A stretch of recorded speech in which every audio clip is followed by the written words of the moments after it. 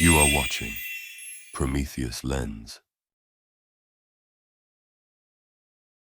Landing men on the moon was probably the most difficult engineering challenge ever accomplished. NASA did the impossible and sent 3 brave astronauts to another world in 1969. Blasting off from Earth, they completed the trip and returned safely, becoming American heroes and leaving a legacy that would last forever. High schools would be named after them. Magazines and TV shows would interview them for a fascinated public. But did they actually go? In this video, we will look at 5 historical facts about the mission and finally learn the truth. 1960s technology simply wasn't good enough. Cars had no radios, no air conditioning. Music was played on vinyl records. The telephone, if you had one, had a cord and only one ringtone. Computers, essential in aerospace, although they did exist, were very basic and fairly useless for anything other than simple mathematics. Engineers had to guess if a new technology would work. No computer modeling existed yet. The idea of sending a rocket through the atmosphere and on into space, carrying people, was just that, an idea. Despite this, however, NASA apparently were able to overcome the monumental engineering challenges and send 3 men to the moon. If you want to survive the trip to the moon, you must pass through a region of space called the Van Allen radiation belts. Many conspiracy theorists say this was impossible, that the astronauts would have received huge doses and died shortly afterwards. The levels of radiation in the belts are extreme, as high as thousands of millisieverts per hour, enough to kill a man or potentially destroy sensitive electronics. Computers are particularly sensitive to this and fail quickly when exposed. NASA allegedly overcame the radiation by using special shielding to protect the crew and hardened electronics that would remain unaffected by the constant bombardment of radioactive particles moving at close to light speed. Skeptics, however, remain unconvinced. The levels of secrecy involved in the Apollo program were immense. NASA had to maintain the highest levels of security, while at the same time keeping the public updated on the mission progress in order to maintain support. Skeptics argue that press releases were faked, and footage of the moon landings was actually shot by leading film director Stanley Kubrick. Kubrick was an expert in visual effects and therefore an excellent choice to create the illusion of interplanetary travel.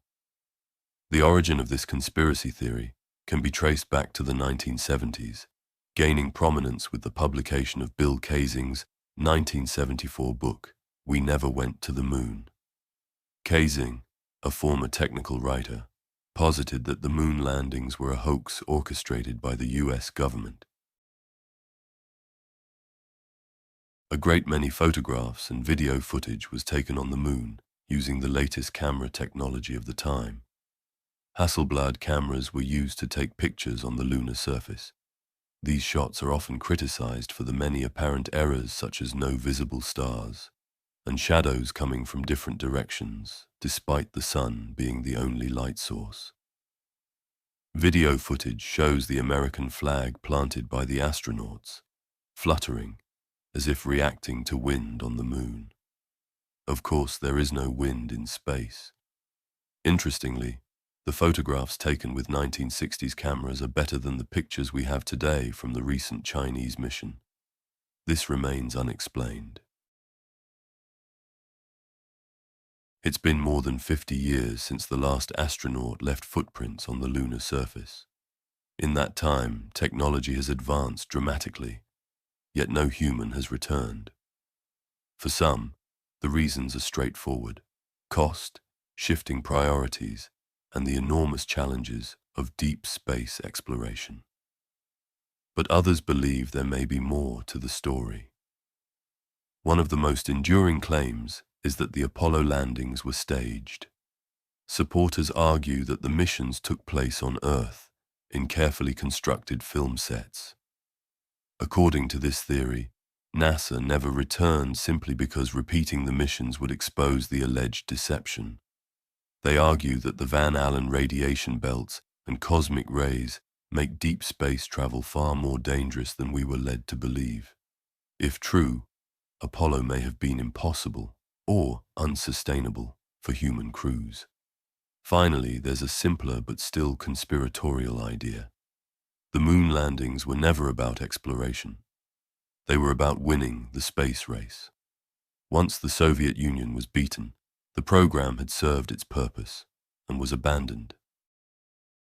We've all seen the incredible footage of Neil Armstrong as he climbed down the ladder of Eagle 1 and became the first person to set foot on another world. Even today, I can't think of anything more amazing that mankind has ever done. To walk on another planet is said to be life-changing. Astronauts who've made the trip often return to Earth with a different view on life and how to live on Earth. Many talk about it like a religious experience. The most interesting question, however, still remains.